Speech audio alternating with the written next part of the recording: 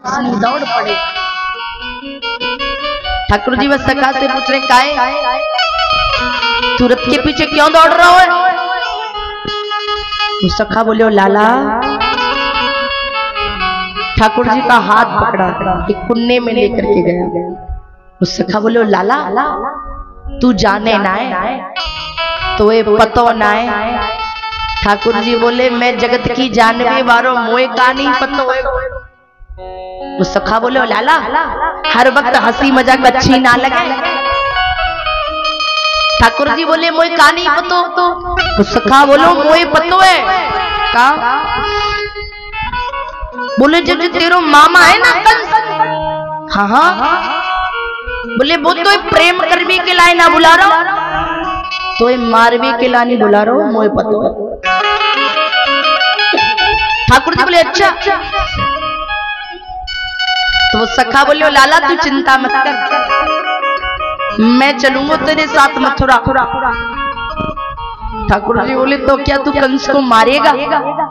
वो छोटा सा सखा बोले लाला, इतनी मेरी ताकत ना है, इत तो मुंह में दम ना है कि मैं कंस को पछाड़ सकूं।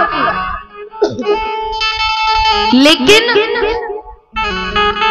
लाला मैं इतना जानता हूं, अगर कंस तुझे मारने आएगा ना तो कंस को तुझे मारने से पहले मुझे मारना पड़ेगा, क्योंकि लाला जब तक मैं जीवित हूं तब तक कंस तो क्या दुनिया की कोई भी ताकत तेरा बाल वाका नहीं कर पाएगी। प्यारे ये होना चाहिए। आजकल के मित्र नहीं महाराज की शाम को 8 बजे, और ये वाले मित्र तो 1000 मिल जाते हैं। 2-4 नहीं, हजारों मित्र मिल जाते हैं। ऐसा मित्र नहीं। मित्र कैसा होना चाहिए?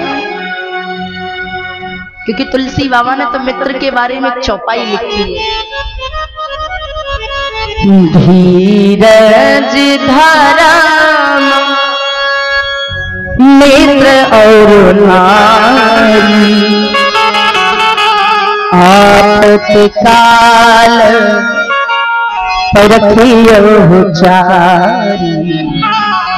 चार लोगों की पहचान आपत्ति में होती है। ठाकुर जी मथुरा पहुंचे। जैसे ही मथुरा पहुंचे तो बड़ी गड़बड़ी है गई जी।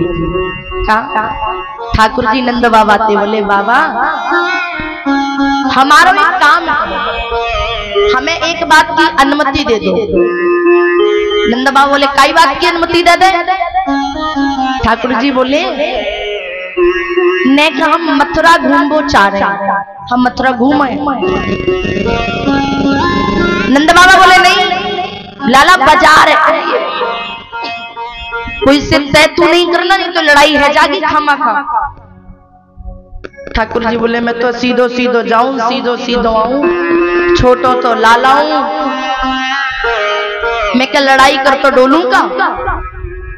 ठाकुर जी ग्वाल वालों को लेकर के मथुरा का दर्शन कर रहे हैं। अब जैसी मथुरा का दर्शन किया, मथुरा की गोपिकाएं, मथुरा की सखियां चढ़ छज्जन पर से ठाकुर जी पर महाराज अपने छतन की घर के छतन पर चढ़ करके, अट्टालिकाओं पर चढ़ करके झरोकन में से खड़े होकर के फूल बरसा रहे हैं। एक सखा बोले ओ लाला, बड़ी भारी बेइज्जती है रही है देख, जब तेरे मामा के गांव के लोग फूल बरसा के स्वागत करें तो तेरे मामा कितने भारी जोर से स्वागत करेंगे। ठाकुर जी बोले तुम यही तो ना जानो, हाथी के दांत दिखावे के कछु और होए और खावे के कछु और होए। सखा बोले लाला बेइज्जती है रही है का बात की देख, 4 दिन हो गए आज धोती फटी है। सखा बोलो रहन दे। ठाकुर जी बोले रहन दे, देख 7 दिन है गए आज पीताम्बर फटो है। सखा बोले लाला नए लत्तन की व्यवस्था है, नए कपड़न की व्यवस्था है, जाए नए वस्त्रन की व्यवस्था। ठाकुर जी बोले ए बड़ी अच्छी बात।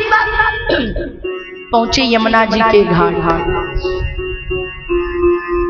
कुछ लोग वस्त्र धुल रहे हैं, ठाकुर जी ने प्रेम ने, अरे ये वस्त्र हमें दे दीजिए, या तो 2 दिन के लिए व्यवहार में दे दो या किराए पर दे दो। वो कपड़े धुलने वाला व्यक्ति बोला अच्छा, हमेशा माखन मिश्री को चुरा करके खाने वाला,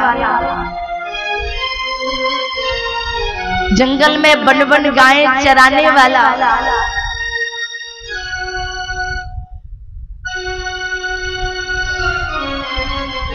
तुम इन राजस्थानी वस्त्रों को पहनोगे? तो वो छोटा सा सखा है, बोलो लाला देख कछु ज्यादा ही उल्टी सीधी बात कर रहा हो, एक काम कर। सखा बोलो लाला जे हमें कछु हल्के में ले रहो, एक काम तेने जे हाथन ते पूतना मारी थी ना, हाँ ते ही हाथ बता दे जाए। ठाकुर जी बोले अगर वो ही हाथ बताए और ये मर गया तो वो 5 वर्ष का सखा बोलो लाला तू डर मत, काय होगी सो देखी जागी, तू डर पे मत, मैं तो खड़ा हूं पीछे से। ये होना चाहिए। ठाकुर जी ने जैसी उसका वध किया, पूरे मथुरा में खबर फैल गई, अरे महाराज कंस को मारने वाला आ गया, कंस को मारने वाला आ गया, कंस को मारने वाला आ गया। सब भाग गए। ठाकुर जी ने कहा अब तो अपने दादा का राज खूब वस्त्र पहनो, कोई दिक्कत नहीं। अब लेकिन विडंबना है, पहनने वाले छोटे हैं और कपड़े बड़े बड़े हैं। कुर्ता पहन लो तो नीचे धोती पहनने की आवश्यकता ही नहीं, एक ही में काम हो जाए। सबने हमारा झाबक झुआ से कपड़े पहन लिए, चल एक सखा बोले लाला अब तो तेरे मामा को कल सड़कों पर झाड़ू लगवाने की जरूरत नहीं है। क्यों हम ही झाड़ू लगाते जा रहे हैं। तो मथुरा में एक दर्जी रहता था, दर्जी समझ रहे हैं जो कपड़े सिलता है। उस दर्जी ने जैसे ही महाराज ठाकुर जी को ढीले वस्त्रों में देखा, दर्जी ने अपने पास बुलाया और उस दर्जी ने